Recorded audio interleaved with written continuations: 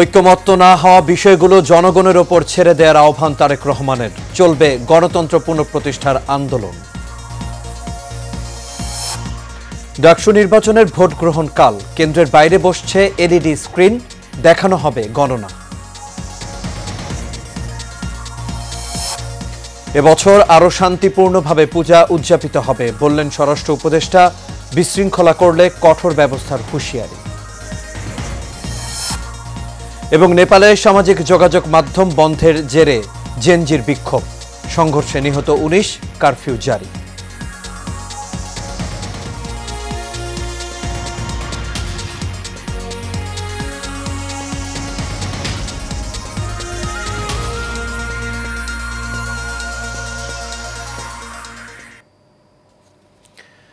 সবাইকে স্বাগত Asian prime নিউজে। দর্শক, পুরো সংবাদ জুড়ে আপনাদের সঙ্গে আছি আমি আনোয়ার রাজ। এতক্ষণ শুনছিলেন বিআরবি কেবল ইন্ডাস্ট্রিজ লিমিটেড সংবাদ শিরোনাম। এবার চলে যাচ্ছি পুরো খবরে। সংস্কার নিয়ে রাজনৈতিক দলগুলো তাদের মতামত দিয়েছে। কিছু বিষয়ে কম বেশি সবাই একমত হয়েছে, আর কিছু বিষয়ে মতের ভিন্নতা রয়েছে।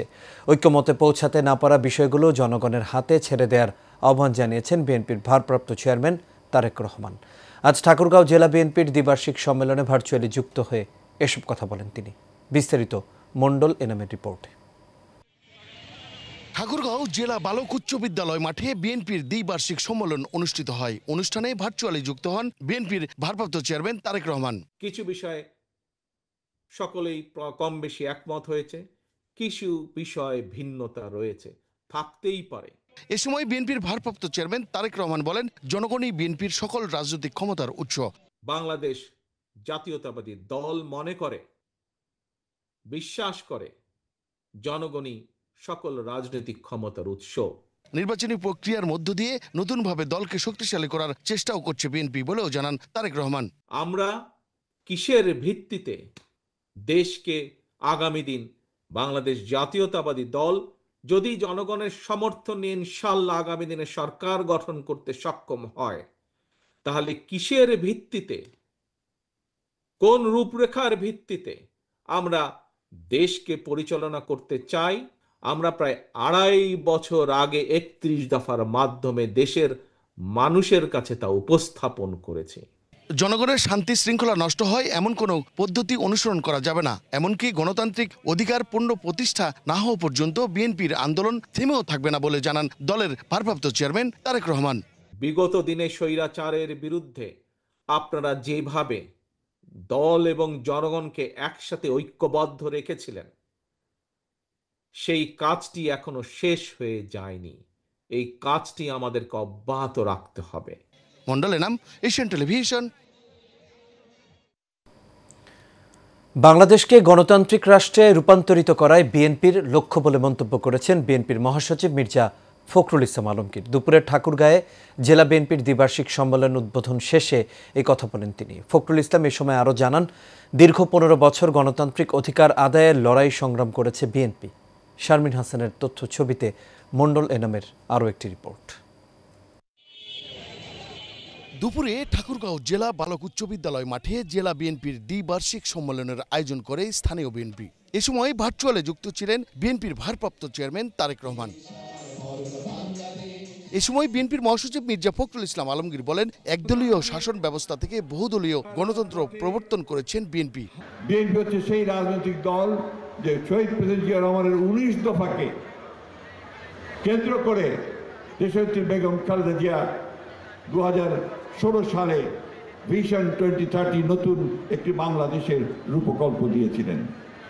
বিএনপি হচ্ছে সেই রাজনৈতিক দল যে ফ্যাসিস্ট শাসনে যখন বাংলাদেশ তছনছ হয়ে গেছে, ভেঙে গেছে, প্রতিটি প্রতিষ্ঠান ভেঙে গেছে, সেটাকে আবার নতুন করে গড়ে তোলবার জন্যে, বাংলাদেশের রাজনৈতিক কাঠামোকে নতুন করে গড়ে তোলার জন্যে, বাংলাদেশের অর্থনীতিকে নতুন করে গড়ে তোলবার জন্যে 31 দফা কর্মসূচি প্রণয়ন করেছে। তারেক রহমান নেতৃত্বে আগামী দিনের গণতন্ত্র শক্তিশালী করা হবে বলেও জানান মির্জা ফখরুল। আজকের এই সম্মেলনে আমরা এই প্রতিশ্রুতি দিচ্ছি যে তার নেতৃত্বে আমরা আগামী দিনে গণতন্ত্রকে আরো শক্তিশালী করব। দীর্ঘদিনের সংগ্রাম লড়াইকে সত্যিকারের অর্থে দেশের কল্যাণে কাজে লাগাতে নেতাকর্মীদের প্রতি আহ্বানও জানান বিএনপির মহাসচিব মির্জা ফখরুল ইসলাম আলমগীর।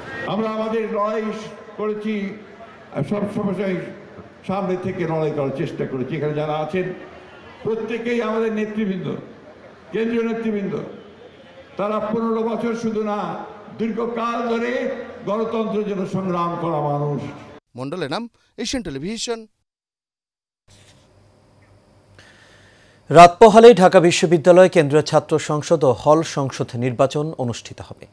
নির্বাচনের ভোট গণনায় স্বচ্ছতা নিশ্চিত করতে প্রতিটি কেন্দ্রের বাইরে এলইডি স্ক্রিন বসানোর সিদ্ধান্ত নেওয়া হয়েছে, যা ডাকসু নির্বাচনের ইতিহাসে একটি নতুন সংযোজন। রোববার রাতে ডাকসু নির্বাচনের চিফ রিটার্নিং অফিসার অধ্যাপক ডক্টর মোহাম্মদ জসিমউদ্দিন স্বাক্ষরিত এক বিজ্ঞপ্তিতে এসব তথ্য জানানো হয়।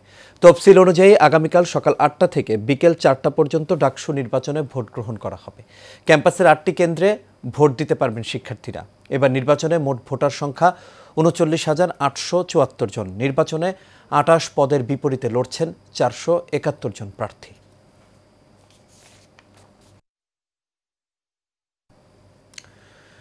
এবছর পূজা মণ্ডপ ও দুর্গাপূজার সার্বিক আইনশৃঙ্খলা রক্ষায় পুলিশ, র্যাব, বিজিবি ও আনসারের পাশাপাশি সশস্ত্র বাহিনীও নিয়োজিত থাকবে বলে জানিয়েছেন স্বরাষ্ট্র উপদেষ্টা জাহাঙ্গীর আলম চৌধুরী। সচিবালয়ে পূজা উদযাপন কমিটির সাথে বৈঠক শেষে এসব কথা জানান তিনি। জানান, দুষ্কৃতিকারীরা সব জায়গায় অস্থিতিশীল করার চেষ্টা করবে, তবে তা কঠোরভাবে প্রতিহত করা হবে। বিস্তারিত নূর মোহাম্মদ ভুঁইয়ার রিপোর্ট। আসন্ন দুর্গাপূজা উপলক্ষে আইনশৃঙ্খলা বাহিনীর ঊর্ধ্বতন কর্মকর্তাদেরকে সাথে নিয়ে সচিবালয়ে পূজা উদযাপন কমিটির সাথে বৈঠক স্বরাষ্ট্র উপদেষ্টা জাহাঙ্গীর আলম চৌধুরী। পূজা উপলক্ষে অনেক সময় আশেপাশে যে মেলাগুলি হয়, তারপরে ওখানে গাজার আড্ডা বসে, মদের আড্ডা বসে, এইগুলি কিন্তু এবার কোনো অবস্থায় হবে, কোনো রকমের কোনো মেলা হবে না। বৈঠক শেষে স্বরাষ্ট্র উপদেষ্টা বলেন, পূজাকে ঘিরে কঠোর অবস্থানে থাকবে আইনশৃঙ্খলা বাহিনী। 24 ঘন্টা যেন এই মণ্ডপটা একটা অবজারভেশনে থাকে, এই ব্যবস্থা থাকবে। আর আমাদের থেকে আনসারের সদস্য, আমার সদস্যরাও থাকবে এবং তারাও এই 24 ঘন্টা ওটা অবজার্ভ করবে, যেন কোনো রকমের সমস্যা না হয়। প্লাস আমাদের সব বাহিনী থাকবে, সশস্ত্র বাহিনী থাকবে, পুলিশ থাকবে, আনসার থাকবে, র্যাব থাকবে, বিজিবি থাকবে। সারা দেশে পূজা মণ্ডপের সংখ্যা 31,576টি জানিয়ে স্বরাষ্ট্র উপদেষ্টা বলেন, দুষ্কৃতিকারীরা সব জায়গায় অস্থিতিশীল করার চেষ্টা করবে, তবে তা প্রতিহত করা হবে। যারা দুষ্কৃতিকারী সারা সব জায়গায় দুষ্কর্ম করার চেষ্টা করে, এটা শুধু পূজা না, সব জায়গায় করার চেষ্টা করবে, এটা প্রতিহত করার দায়িত্ব হলো আমাদের, আপনাদের। আমরা সবাই মিলে এটারে প্রতিহত করব। এবার দুর্গাপূজাকে ঘিরে কোনো ধরনের হুমকি নেই বলেও জানান জাহাঙ্গীর আলম চৌধুরী। সত্যতা আছে কিনা ওইটাও চেক করা যাবে। নূর মোহাম্মদ ভুঁইয়া, এশিয়ান টেলিভিশন, ঢাকা। ঢাকার শাহবাগ থানায় সন্ত্রাস বিরোধী আইনের মামলায় গ্রেপ্তার সাবেক সচিব আবু আলম মোহাম্মদ শহীদ খানকে কারাগারে পাঠানোর আদেশ দিয়েছেন আদালত। বিকেলে ঢাকার মেট্রোপলিটন ম্যাজিস্ট্রেট সাইফুজ্জামানের আদালত শুনানি শেষে এই আদেশ দেন। বেলা 2:30টার দিকে তাকে ঢাকার চিফ মেট্রোপলিটন ম্যাজিস্ট্রেট আদালতে হাজির করা হয়। মামলার তদন্তের অংশ হিসেবে তাকে কারাগারে আটক রাখার আবেদন করেন শাহবাগ থানার উপপরিদর্শক মোহাম্মদ তৌফিক হাসান। সাবেক সচিব আবু আলম মোহাম্মদ শহীদ খানকে গতকাল মধ্যরাতে শাহবাগ থানার মামলায় গ্রেপ্তার করা হয় বলে জানিয়েছে পুলিশ।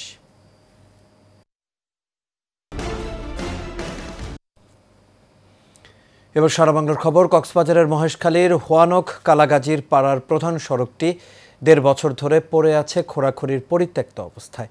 কোটি টাকার প্রকল্পের কাজ শুরু হলেও ঠিকাদারি প্রতিষ্ঠানের গাফিলতিতে আটকে আছে নির্মাণ। এতে চরম ভোগান্তিতে পড়েছেন এলাকার হাজারো মানুষ। প্রতিনিধি সাইফুল ইসলাম সাইফের তথ্য ছবিতে আরও জানাচ্ছেন ফারজানা হাসিন। মহেশখালীর হোয়ানক কালাগাজীর পাড়ার ব্যস্ততম সড়ক। প্রতিদিন হাজারো মানুষের যাতায়াত এই রাস্তায়। আছে ফিশিং বোট ঘাট, লবণ মাঠ, চিংড়ি প্রজেক্ট আর হাজারো পরিবারের বসতি। অথচ কোটি টাকা ব্যয়ে নির্মাণ কাজ শুরুর 1.5 বছর পেরিয়ে গেলেও এগোয়নি কাজ। আমাদের কালাগাজীর পাড়া একমাত্র রাস্তা, এই রাস্তা দিয়ে প্রতিদিন লক্ষ লক্ষ টাকার এদিকে ব্যবসা বাণিজ্য হয়, সেই রাস্তাটি একেবারে অকেজো হয়ে পড়েছে। আর রাস্তায় দিয়ে কুলি ফেলাই তাহলে দাঁড়িয়ে রেখে যাই আর মসজিদে যাতে আসতে তাহলে আর এখন তুলি বড় অসুবিধা করেন।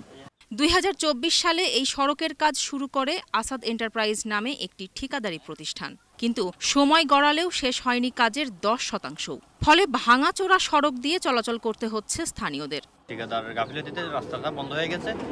এখন আমাদের 2 নং ওয়ার্ডের মানুষ, ছাত্রছাত্রী, মুরব্বীরা মসজিদে যেতে পারতেছে না, মাদ্রাসায় যেতে পারতেছে না, যার কারণে বর্ষার দিনে চলাচল করতে, যাতায়াত করতে বেশি সমস্যা হচ্ছে। ঠিকাদার আসাদ নামের একজন লোক এই কাজটি পেয়েছিল।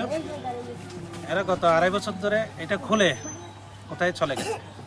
আমরা এটা পুনর্নির্মাণের জন্য আমরা একটা স্মারকলিপি দিয়েছিলাম আমাদের ইউনো মহোদয়কে এবং প্রকৌশলীকে আমরা স্মারকলিপি দিয়েছি। আমাদেরকেও আশ্বস্ত করেছে যে আগামী অক্টোবর-নভেম্বরে এই কাজটি শেষ করবে। এলজিইডির প্রকৌশলী জানান, দ্রুত সড়ক নির্মাণ শেষ করতে ঠিকাদারকে তাগাদা দেয়া হলেও কোনো সাড়া মেলেনি। আমরা ঠিকাদারকে এর মধ্যে পত্র দিছি যে কাজটি দ্রুত শুরু করার জন্য এবং জনদুর্ভোগ যেন না সৃষ্টি হয় তার জন্য প্রয়োজনীয় ব্যবস্থা নেওয়ার জন্য।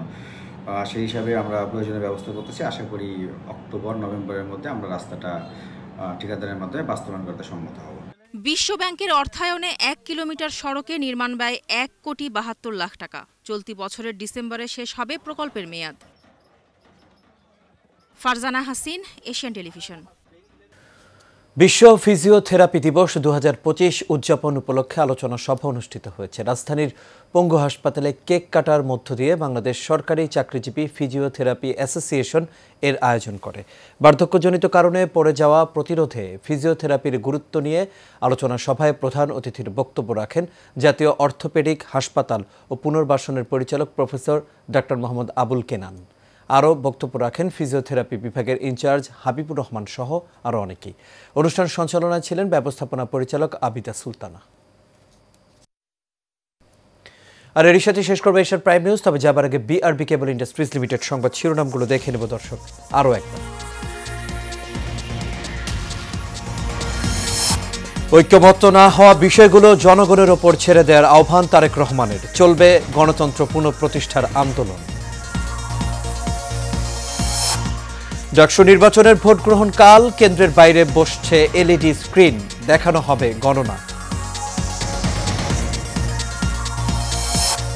এবছর আরো শান্তিপূর্ণভাবে পূজা উদযাপিত হবে বললেন স্বরাষ্ট্র উপদেষ্টা। বিশৃঙ্খলা করলে কঠোর ব্যবস্থার হুঁশিয়ারি। এবং নেপালের সামাজিক যোগাযোগ মাধ্যম বন্ধের জেরে জেনজির বিক্ষোভ, সংঘর্ষে নিহত 19, কারফিউ জারি।